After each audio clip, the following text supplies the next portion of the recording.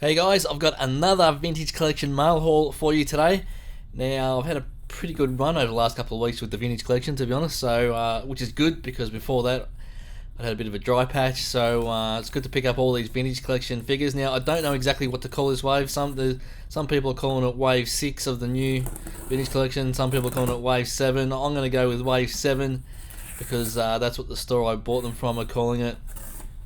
There's debate over whether that fan channel exclusive wave of 4 figures is actually an actual wave. But anyway, so wave 7 starting off with Chewbacca on a Star Wars card. Very nice. Much needed. And next up, the Elite Praetorian Guard from Revenge of the Sith. The Last Jedi.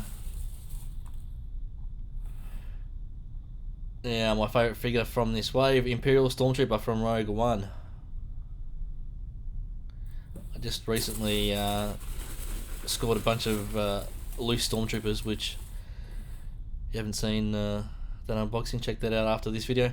And then Captain Phasma from The Force Awakens. I like that card.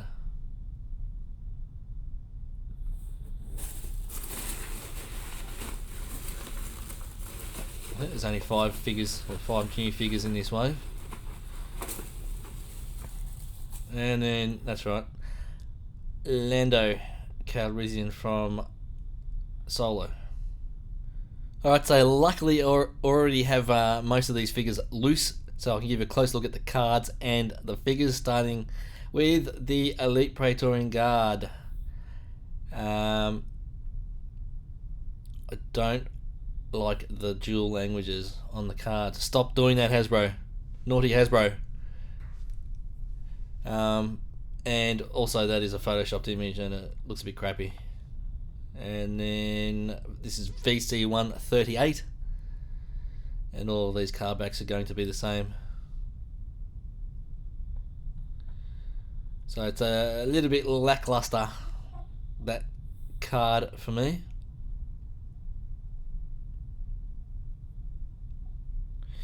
Alright, the figure though, now this was originally released in the 3.75 inch version of the Black Series a while back, and I was lucky enough to find one of those in store, surprisingly, down here in Australia. Big W had them. Or did I buy this loose? I might have bought this loose on the Evil Bay, I think. But yeah, this is a pretty cool figure, even though the movie sucks.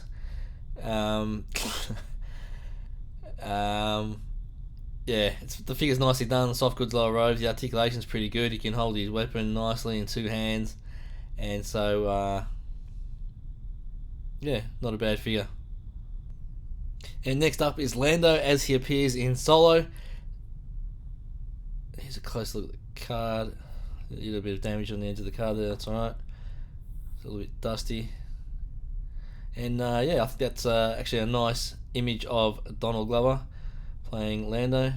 He looks like a scoundrel, so it's pretty good. And not photoshopped, which is always nice. Well, it doesn't appear to be photoshopped. Looks like a still from the movie. And again, the backs of these cards are all the same. VC139. And this is the figure that I received in my previous loose figure mail haul with the Stormtroopers. I've already given you a look at this, but I'll show him off quickly again. Nice enough figure. Definitely better than the 5 POA version that was released previously. Removable cloak, a separate removable scarf. Looks like it's got the photo real face printing tech, which is nice. Nicely detailed belts and weapon, a longer extended weapon than we got in the 5 POA version. So again, not a bad figure.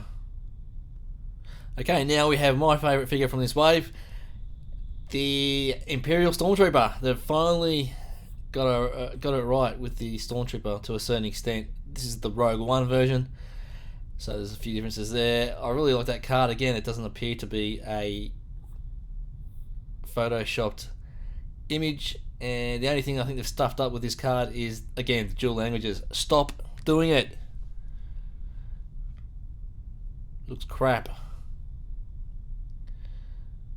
Okay, yeah, like I said, a nice waist up shot of the Stormtrooper. Looks like he's walking next to a combat assault tank in Jeddah, on Jeddah. So very nice. And I've already raved about this figure in my previous video. I was able to pick up 3 of these guys loose. This is one of those 3. Fantastic figure. Look at that helmet sculpt.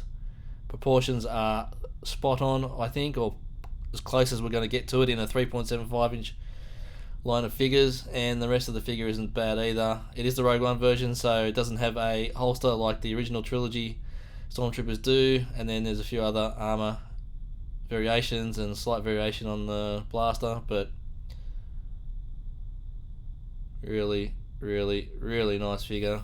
I wish I'd bought more now than the 3 that I did pick up, but they weren't cheap. So anyways, a great figure. I love it. Now we have the mighty Chewbacca on a Star Wars card, finally, in 3.75 inch form, and it looks better than ever. I think that's although they've used a wide bubble, so I don't get a much of an image. Still looks nice, and you can see it compared to the vintage original trilogy version. A Return of the Jedi figure on Return of the Jedi card with a New Hope image, and a crappy looking image at that. So the card is nice, except for the fact, like I said, they've used a wide bubble. They could have maybe tucked his weapon behind him and used a bit of a narrower bubble, I think. So I don't have this exact figure loose. I'll try and give you a closer look at the figure in the bubble. It's got the mouth open. I don't know if it quite works for me, that yellow paint they put on the front there. I know what they're trying to do with the yellow paint, get the gloss on his fur, but it doesn't quite work for me. It's a bit heavy-handed. I don't know if that's just mine or if they're all going to be like that, but yeah, it doesn't quite work for me. VC 141. So this version of Chewie that I have loose is actually the one that came with the Legacy Millennium Falcon. So they've been reusing this Chewbacca body for years. It's the same body from what I can see from the sculpt, just a different head.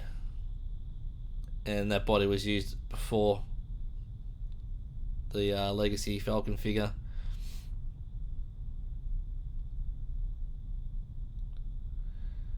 So yeah, as you can see, the Falcon figure, they've gone a bit lighter with the yellow paint, so it sort of still has that effect, but it's not quite as heavy-handed, so I prefer that, I think. And then last up we have Captain Phasma on a Force Awakens card. Now I really like the image on this card. I don't know why, it's just I don't know, I just really like it, but unfortunately again they've used a wider bubble, which they probably had to do with this figure. It's quite bulky, so we don't get to see as much as the images I would have liked. Shame they couldn't do a vac metalized armor on this figure as well. Would have matched the card really nicely. And it's VC 142. So once again, this figure was released previously in 3.75 inch Black Series line, and like I said, aside from the lack of vac metalized armor, it's pretty good. It's pretty good. Maybe they could have gone with a soft goods cape as well, although the vinyl one doesn't work too badly. So she's essentially got the same armor as the First Order Stormtroopers, except it's silver. You've got the slot to stick the blaster on the side of her leg there. Sort of patchy looking cape.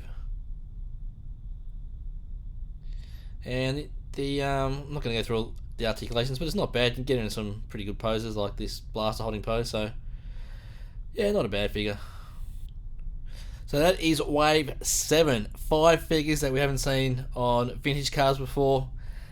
At least not on these vintage cards.